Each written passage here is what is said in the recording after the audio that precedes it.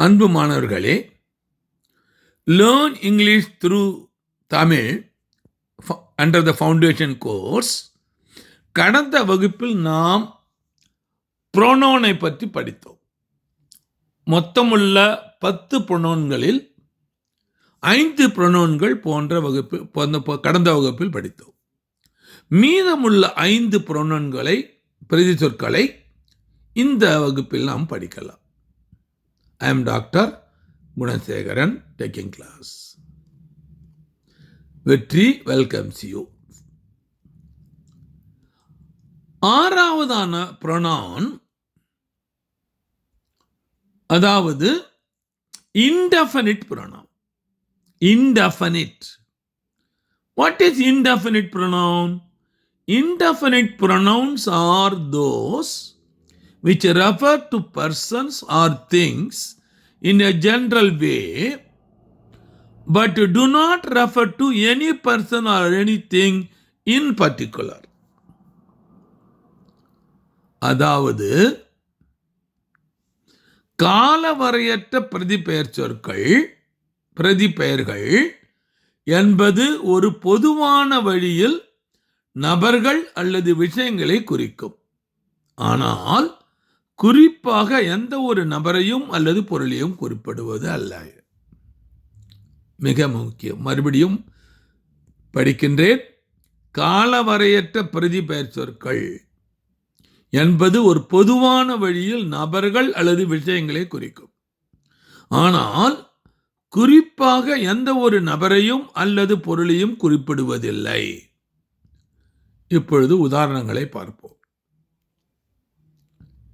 Examples: 1, none, all, some, somebody, nobody, few, many, any, other, anybody, everybody, everyone, they.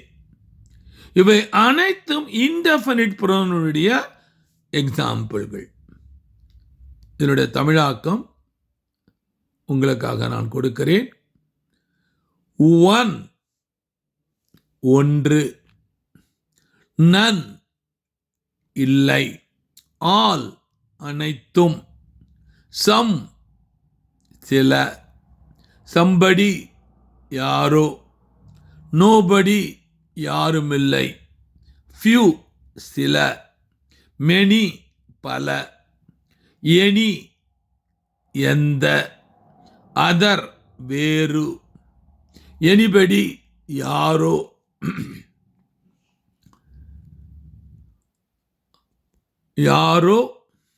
they அனைவரும், அவர்கள்.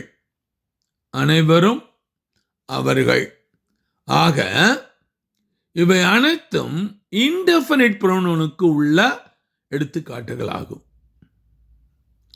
இது ஒரு குறிப்பிட்ட ஆளையோ குறிப்பிட்ட பொருளையோ குறிப்பிடுவதல்ல. மிக மிக முக்கியமாக நீங்கள் புரிந்து கொள்ள வேண்டியது. இப்பொழுது உதாரணங்கள் ஒரு வாக்கியத்தின் மூலமாக பார்க்கலாம். 1 உதாரணத்தை கவனியுங்கள். 1 என்பது ஒன்று. 1 hardly knows what to do. ஒருவருக்கு என்ன செய்வது என்று தெரியவில்லை. 1 hardly knows what to do. ஒருவருக்கு என்ன செய்யறதுன்னே புரியல. 1 here pronoun. None of his poems are well known. None again pronoun. அவரது கவிதைகள் எதுவும் பிரபலமாக இல்லை. None pronoun.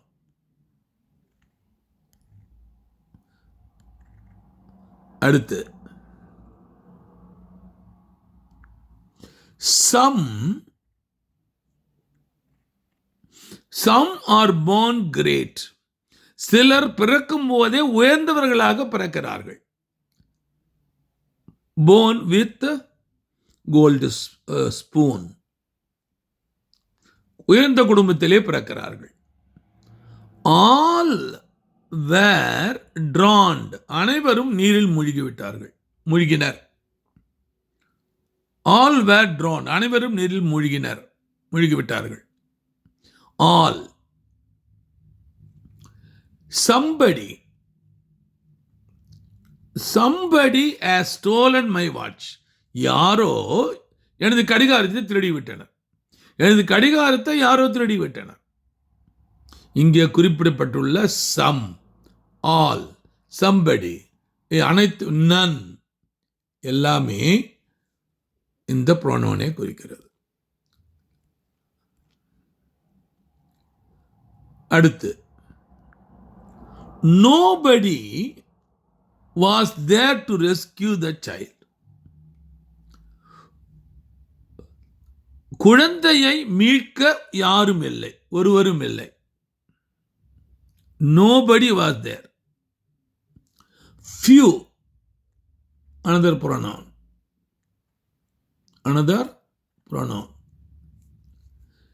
Few escaped unhurt. சிலர் காயமின்றி தப்பினர். அங்கே சண்டை நடந்து கொண்டிருக்கிறது. அங்கிருந்து சிலர் தப்பிவிட்டார்கள். Few escaped unhurt. காயமின்றி தப்பினர். அடுத்தது many, again pronoun. Many of them were Gurkhas. அந்த ஹிந்துஸ் இருக்கிறார்கள். அவர்களில் பலர் கூர்க்காக்கள். Many of them were Gurkhas. Now, we did not see any of them again. Any, இங்கே pronoun. அவர்களில் யாரையும் நாங்கள் மீண்டும் பார்க்கவில்லை.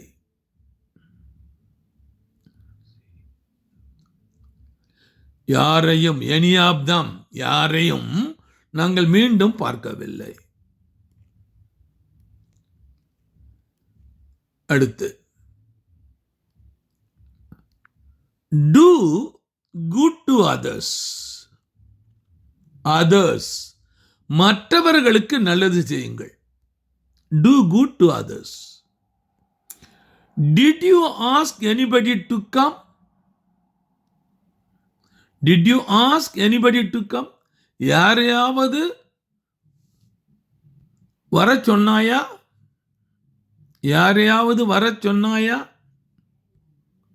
Anybody, pronoun. What is everybody's business? business is nobody's. எல்லோருடைய வியாபாரமும் யாருக்கும் இல்லை. What is everybody's business is nobody's.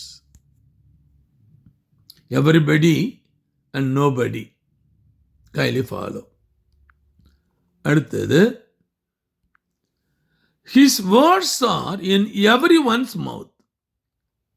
Everyone's, pronoun. அவரது வார்த்தைகள் அனைவரின் வாயிலும் உள்ளது. வாயிலும் என்று குறிப்பிடுவது மனதிலும் என்று எடுத்துக்கொள்ள வேண்டும். They, இங்கே pronoun. They say he has lost heavily. அவர் பெருமளவில் தோற்றுவிட்டார் என்கிறார்கள். பெருமளவில் இழந்து விட்டார் என்கிறார்கள். தோற்றுவிட்டார் என்பதை விட லாஸ்ட் என்பது, இழந்து விட்டார் என்பது மிகச் சிறந்தது. இழந்து விட்டார் என்கிறார்கள். ஆக எவரிபடி, நோபடி, எவரிஒன், தே, இவை அனைத்துமே pronoun. ஏழாவதாக distributive pronoun. What is meant by distributive pronoun? Distributive pronouns are those which refer to persons or things one at a time.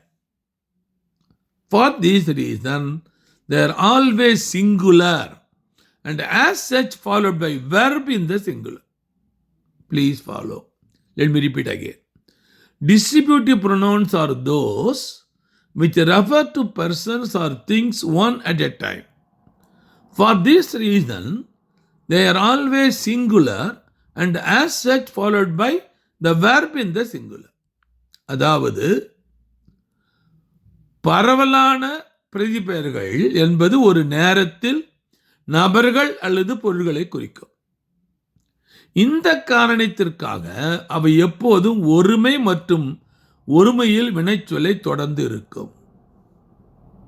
Example, each, either, neither. அதாவது ஈச் ஒவ்வொன்றும், எய்தர் ஒன்றும், neither ஒன்றுமில்லை. ஆக இவை அனைத்துமே ப்ரொனவுன் ஆக குறிக்கும், அதாவது டிஸ்ட்ரிபியூட்டிவ் ப்ரொனவுன். உதாரணத்திற்காக நாம் வாக்கியங்களை அமைத்து வருவோம். Each of the boys bets the price. Each of the boys, வாங்கும் ஒவ்வொரு பையனும் ஒரு பரிசை பந்தயம் கட்டுகிறார்கள். வாங்குபவர்கள் ஒவ்வொருவரும் ஒரு பரிசை பந்தயம் கட்டுகிறார்கள். ஈச். அடுத்ததாக either of these roads leads to railway station. இந்த சாலைகள் இரண்டும் ஏதேனும் ஒன்று ரயில் நிலையத்திற்கு செல்லும். எய்தர் ஆஃப் தீஸ் ரோட்ஸ், இந்த சாலைகள் ஏதேனும் ஒன்று ரயில் நிலையத்திற்கு செல்லும். Either of you can go. Either of you can go, நீங்கள் இருவரும் போகலாம். Neither of the occasion is true. Neither of the occasions is true. குற்றச்சாட்டுகள் எதுவும் உண்மை இல்லை. ஆக each, either, neither இவை அனைத்துமே டிஸ்ட்ரிபியூட்டிவ் ப்ரொனவுன்ஸ். அடுத்ததாக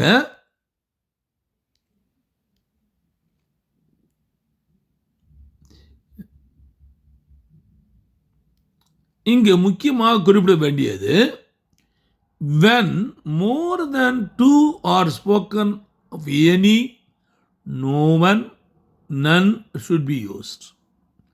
When more than two are spoken of any, no one, none should be used. இரண்டுக்கு மேல் பேசும்போது யாரும் யாரையும் என்று பயன்படுத்தக்கூடாது. மிக மிக முக்கியமான ஒன்று. அடுத்தது ரிலேட்டிவ் ப்ரொனவுன்ஸ்.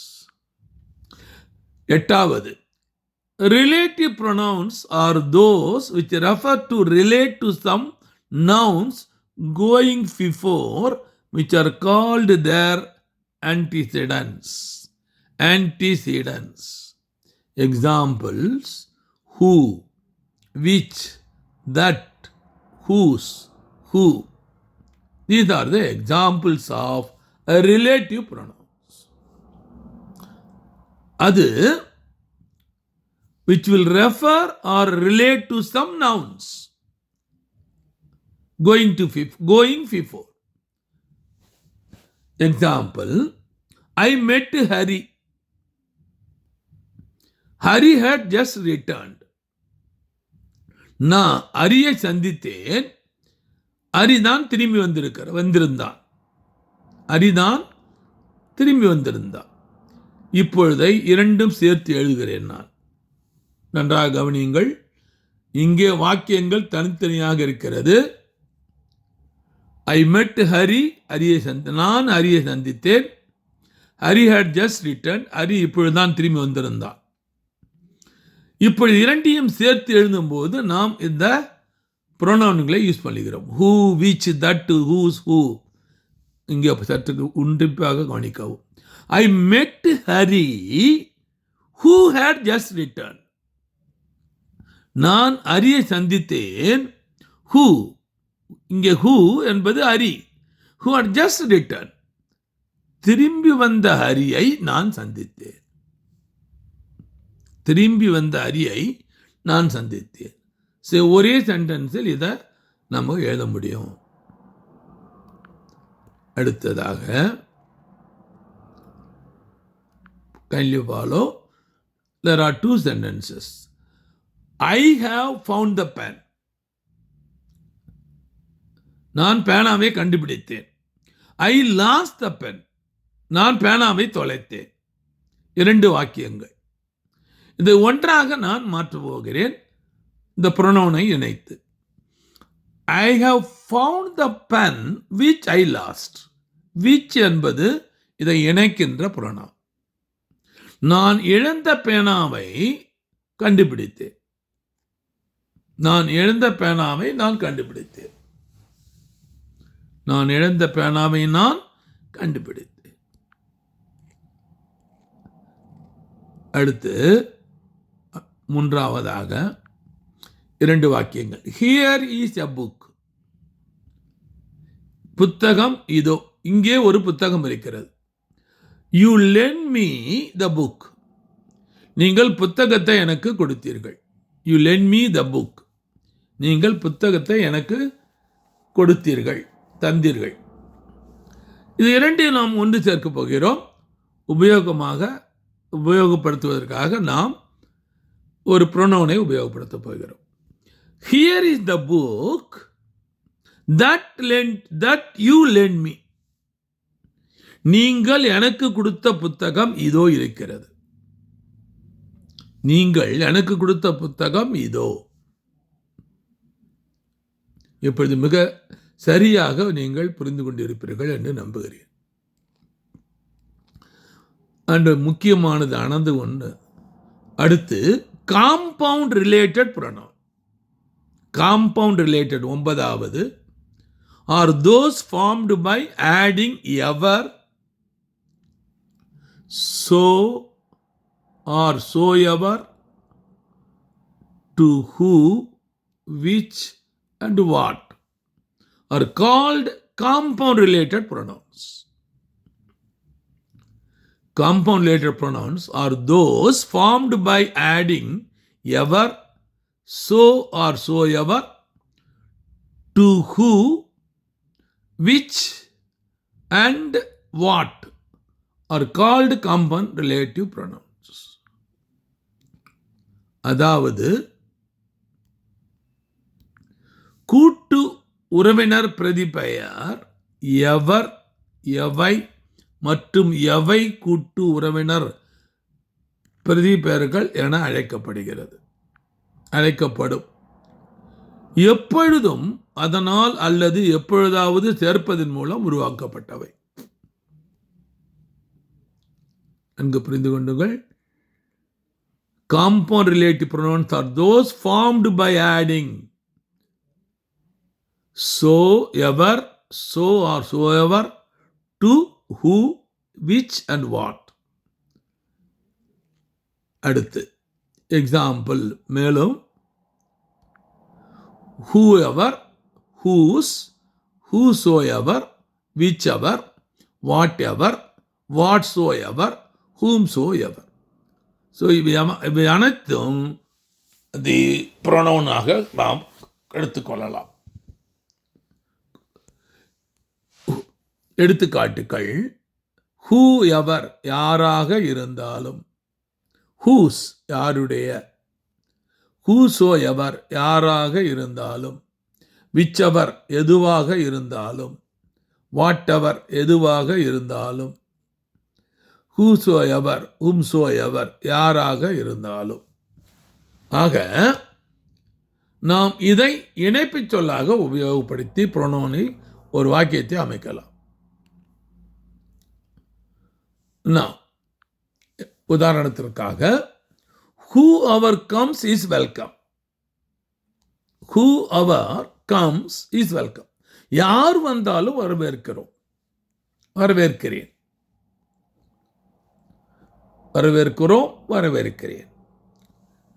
அடுத்து take whichever you want. Take whichever you want. எது வேண்டுமோ நீங்கள் எதை வேண்டுமானாலும் எடுத்துக்கொள்ளுங்கள். நீங்கள் விரும்புகின்ற எதை வேண்டுமானாலும் எடுத்துக்கொள்ளுங்கள். அடுத்து I will take with me whomsoever you choose. நீங்கள் யாரை தேர்ந்தெடுத்தாலும் நான் என்னுடன் அழைத்து செல்வேன். I will take with me. நான் அழைத்து செல்வேன். யார? whomsoever, நீங்கள் யாரை தேர்ந்தெடுத்தாலும் you choose, நான் அழைத்து செல்வேன். அடுத்து whatever he does well. whatever என்பது இதனுடைய pronoun. அவர் எதை செய்தாலும் நன்றாகவே செய்வார். whatever he does well. 5, whatever they hand find to do it, and with their might. அவர்கள் கையில் எதை செய்ய கண்டாலும் அதை அவர்களால் செய்ய முடியும். ஓகே, அடுத்து மிக மிக மிக முக்கியமான pronoun, இன்ட்ராகேட்டிவ் pronoun.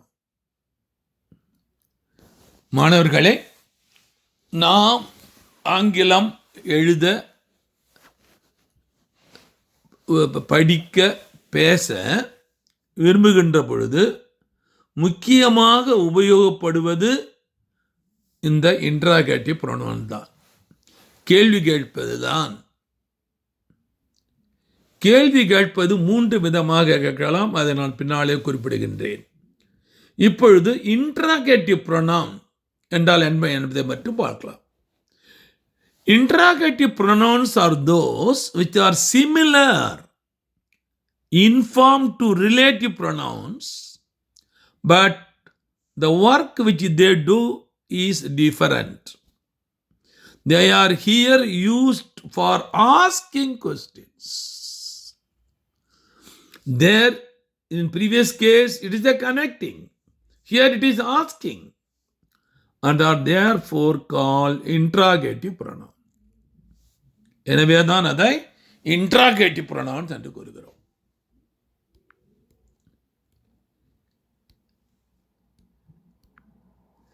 கேள்விக்குரிய பிரதிபெயர், விசாரண பிரதிபெயர்கள் என்பது உறவினர் பிரதிபெயர்களுக்கு ஒத்ததாக இருக்கும்.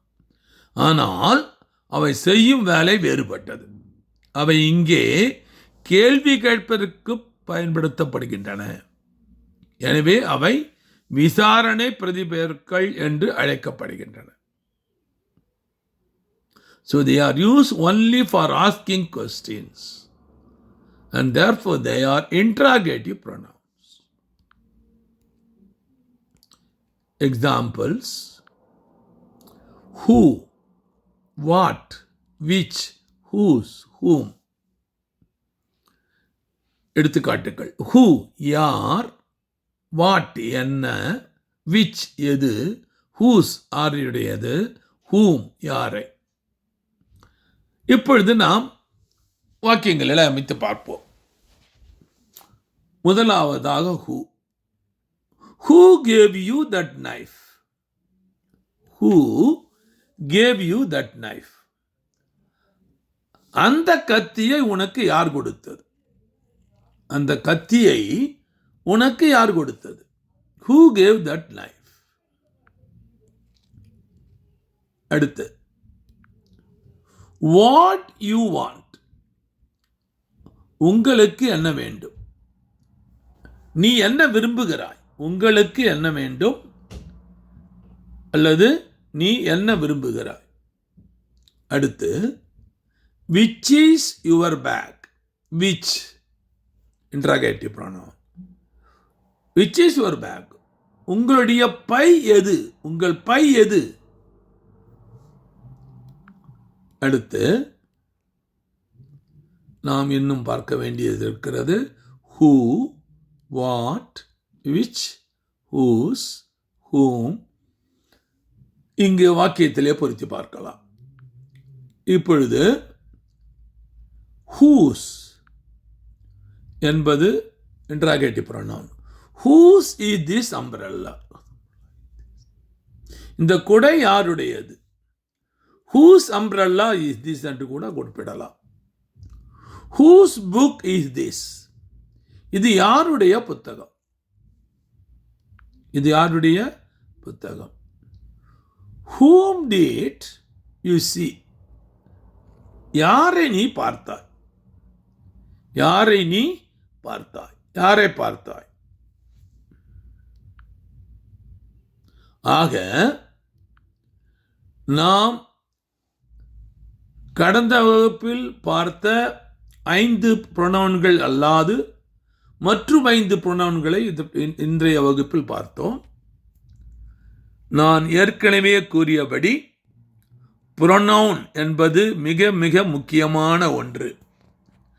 நவுன் மற்றும் புரோனவுன் மட்டும் தெரிந்தாலே போதும், ஆயிரக்கணக்கான மிக மிக அதிகமான வாக்கியங்களை நீங்கள் உருவாக்கிக் கொள்ளலாம். ஒரு வினைச்சொல் தெரிந்தால் போதும். ஒரு வினைச்சொல் ஒரு நவுன் அல்லது ஒரு வினைச்சொல் ஒரு ப்ரொனவுன் தெரிந்தால் மாத்திரம் போதும், நீங்கள் ஆயிரக்கணக்கான வாக்கியங்களை உருவாக்கலாம். மாணவர்களே, அது எப்படி வாக்கியங்களை உருவாக்குவது, எப்படி கேள்வி கேட்பது, எப்படி பதில் கூறுவது என்பதெல்லாம் பின்னாலே பார்க்கலாம். இத்துடன் இந்த வகுப்பை முடித்துக் கொள்கிறேன். நன்றி, வணக்கம். உங்களிடம் விடைபெறுவது டாக்டர் ஆர் குணசேகரன்.